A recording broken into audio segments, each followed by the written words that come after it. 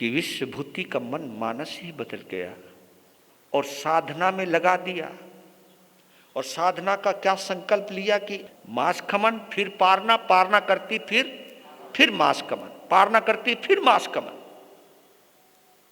यह साधना की उन्होंने, और इस साधना से उन्होंने अपने शरीर को इतना तपा लिया, इतना कृश कर लिया।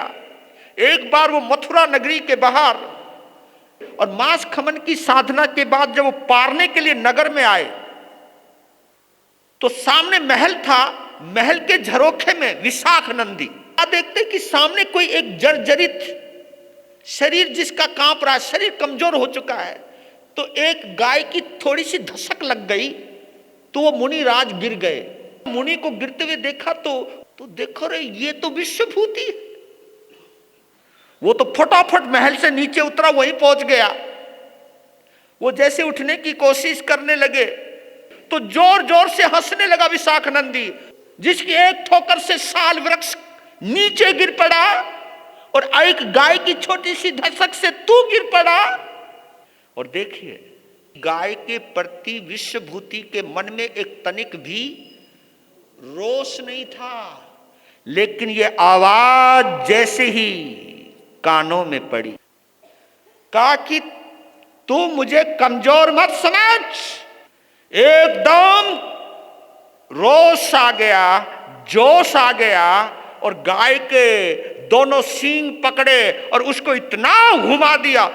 वो जैसे गाय को घुमाना शुरू किया, विशाख नंदी जिंदगी में विश्वभूति विशाख नंदी को माफ नहीं कर पाया था।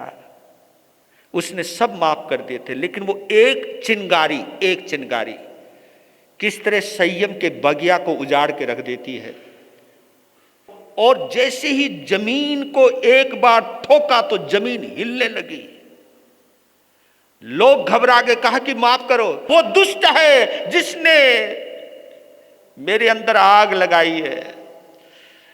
चला गया जंगल में बिना पारना किए और संकल्प कर लिया कि अगर मैंने अपनी जिंदगी में कोई तपस्या सच्चे दिल से की है तो इसका नाश करने के लिए मैं दोबारा जन्म लूंगा। निदान कर लेते हैं, वहां पर निदान कर लेते हैं।